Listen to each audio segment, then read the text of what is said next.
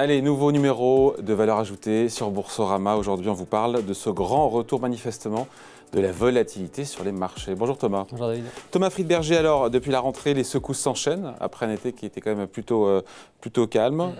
Donc des indices boursiers qui connaissent des séances plus chahutées, même si ça se reprend à chaque fois le lendemain sur le lendemain. On n'enchaîne pas des grosses séances pendant plusieurs jours, mais quand même. Est-ce que c'est une espèce de retour sur Terre pour les indices boursiers après un été, encore une fois, qui était plutôt tranquille?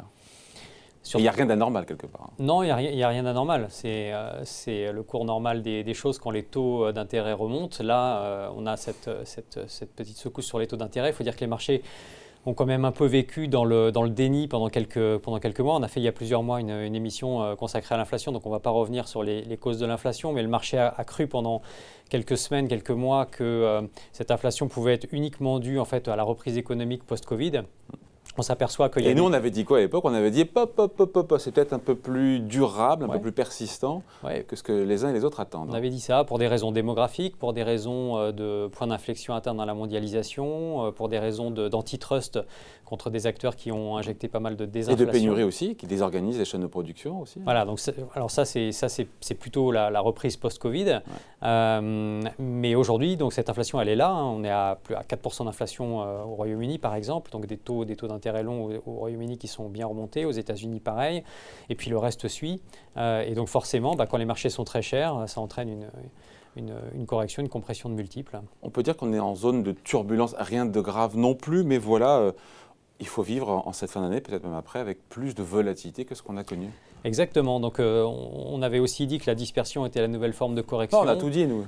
C'est un peu ce qui se passe, c'est-à-dire qu'on a cette triple tendance séculaire qui atteint un plancher. Donc, les taux d'intérêt qui ont baissé pendant 30 ans, les taux d'imposition sur les entreprises qui ont aussi été un gros stimulateur des résultats d'entreprise.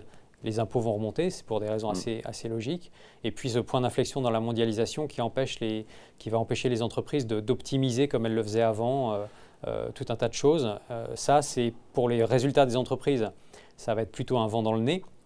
Et donc il va falloir être très sélectif. Ça ne veut pas dire que c'est la fin des opportunités, mais il faut être sélectif. Bon, ce qui perturbe depuis une semaine, c'est ces 20 points de base pris par les taux d'intérêt à 10 ans sur la dette américaine. Et plus que le niveau, parce que ce n'est pas inquiétant non plus, quand on a 4 ou 5% de croissance et autant d'inflation, d'avoir des taux à 10 ans à 1,5%, on devrait même être plus haut. Donc le niveau en absolu n'est pas problématique, c'est le problème, c'est la vitesse.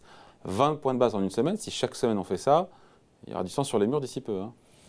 Oui, et puis surtout, c'est aussi le constat que les banques centrales sont un peu prises dans une sorte de piège parce qu'elles doivent rester accommodantes pour accompagner des politiques fiscales elles-mêmes accommodantes. Et donc, ça veut dire que même si les taux d'intérêt nominaux remontent, les taux d'intérêt réels, eux, vont rester bas. Donc, les conditions vont rester relativement accommodantes. Et donc, ça veut dire quoi? Ça veut dire que dans un environnement comme ça, les meilleures entreprises, celles qui ont le meilleur positionnement, le meilleur management, vont largement surperformer celles qui sont trop endettées. Et donc c'est pour ça que la dispersion est probablement... il va falloir être des bons sélectionneurs d'actifs. Ouais. Après, encore une fois, sur cette problématique de taux d'intérêt, parce que c'est quand même ça aujourd'hui qui drive là, à court terme les marchés, on a vécu une séquence similaire, c'était au printemps, avec des taux à 10 ans américains qui avaient commencé un petit peu à flamber.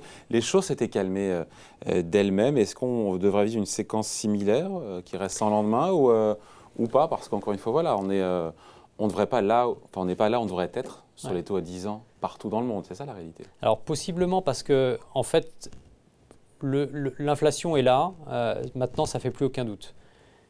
Elle est probablement un peu plus structurelle que ce que les marchés ont bien voulu penser pendant quelques semaines. La grande question, c'est est-ce que la croissance va accompagner cette inflation ou est-ce qu'elle va ralentir au moment où l'inflation arrive? Est-ce qu'on va être pas en stagflation, mais dans une période de stagnation avec l'inflation qui entraîne un ralentissement de la croissance. C'est ça en fait l'idée, c'est que l'un interagit sur l'autre. L'un peut avoir une interaction sur l'autre. Alors il y a aussi l'effet de la Chine, avec une croissance chinoise qui va ralentir. Et puis cette reprise post-Covid qui a été très violente, qui commence à s'estomper, dont les effets commencent à s'estomper un petit peu. Et donc si on a un peu d'inflation et pas beaucoup de croissance, là, probablement, on va avoir de nouveau des banques centrales qui vont infléchir leur discours. Mais on voit bien quand même qu'elles sont un peu prises au piège. Et donc, il y a un mécanisme stabilisant quelque part. Oui, mais... Parce qu'en même temps, si l'inflation remonte et que la croissance patine, c'est une situation qui est compliquée à gérer pour les banques centrales, ça. C'est très compliqué à gérer. Il y a un problème de crédibilité parce qu'elles ont quand même tout annoncé là, en espace de quelques semaines, qu'elles allaient infléchir leur programme de rachat d'actions. Certaines même ont remonté leur taux. La Banque centrale de Norvège a été la première la semaine dernière à remonter ses taux. C'est pas la plus grande. Hein. C'est pas la plus grande, mais c'est une banque centrale de pays développés. C'est la première dans les pays développés qui fait ça. On voit bien que la banque centrale anglaise, la banque centrale américaine, envisage d'ores et déjà de le faire, pas en 2021, mais probablement en 2022 ou en 2023.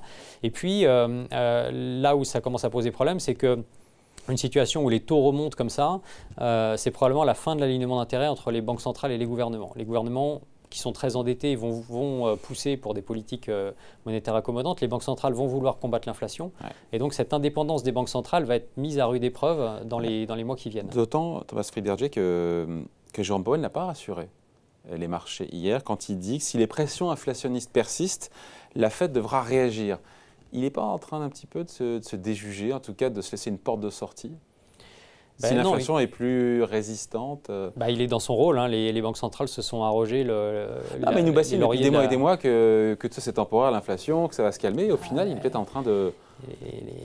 Ça n'engageait que ceux qui voulaient bien l'écouter. Hein. Mais les banques centrales sont dans leur rôle de combat de l'inflation. Donc, ils ne pouvaient pas vraiment dire autre chose que ça. Ouais. Après, encore une fois, ce qui n'aide pas aussi, c'est ce pétrole à $80.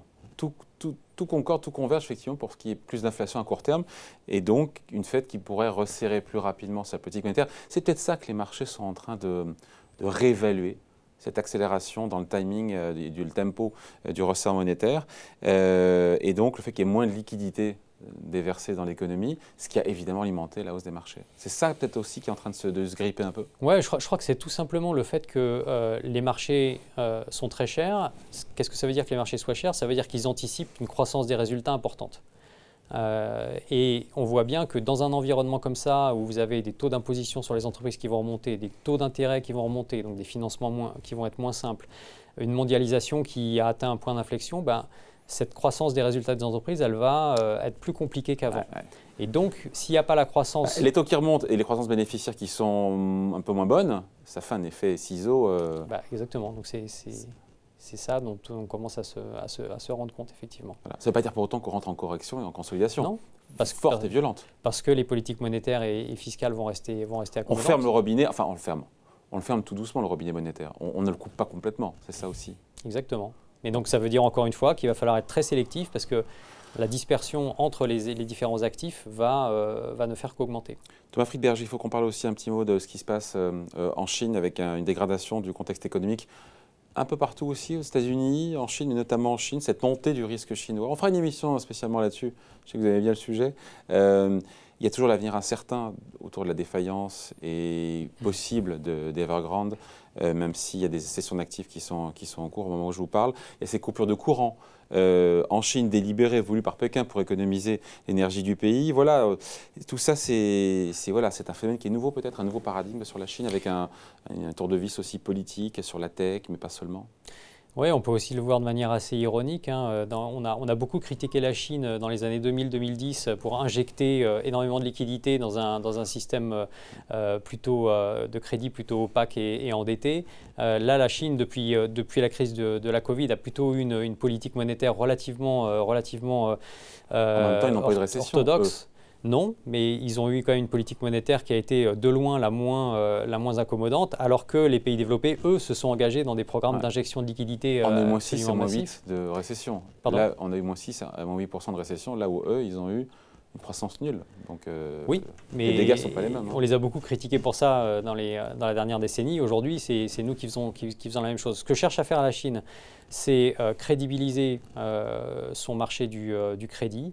La Chine a besoin d'ouvrir ses marchés de capitaux. Alors ça peut paraître un peu paradoxal dans le contexte des news qu'on a récemment, mais c'est ça qu'ils cherchent à faire. Ils en ont besoin. C'est une de leurs grandes faiblesses par rapport aux États-Unis, c'est que les États-Unis arrivent à attirer beaucoup de capitaux, donc beaucoup de talents, beaucoup de matières grises grâce à la profondeur et à la transparence de leur marché de capitaux. Et donc pour faire ça, ils doivent crédibiliser leur marché de capitaux. Donc c'est pour ça qu'il y a eu un nombre de défauts de sociétés appartenant à l'État en Chine très important l'année dernière, en 2020-2021. Ça, c'est nouveau. Et donc, en resserrant un petit peu la vis sur beaucoup de sujets, ça crée forcément des remous sur certaines entreprises très endettées. Hein. Evergrande, c'est 300 milliards de dettes, donc 80 milliards de dettes en dollars. Et donc, c'est la voie normale vers une espèce de normalisation. Le gouvernement chinois, on voit bien qu'ils essayent d'intervenir le moins possible pour crédibiliser leur marché du crédit, mais ils veulent aussi éviter un risque systémique. Et donc, il faut en passer par là pour crédibiliser ce marché de la dette. Donc, on revient au sujet du jour, c'est le retour des secousses sur les marchés d'ici la fin de l'année. Le long fleuve tranquille qu'on a eu pendant 8 mois, parce qu'on a eu quand même 8 mois sur 8 de hausse des marchés. Chaque mois, il y avait une hausse des indices boursiers. Ça, maintenant, c'est terminé. Ça sera un peu plus volatile. Bon, voilà, on en reparlera. Merci beaucoup. Donc, Thomas Friedberger, directeur général de Tikehau. Valeur ajoutée revient évidemment la semaine prochaine, ici, sur Boursorama.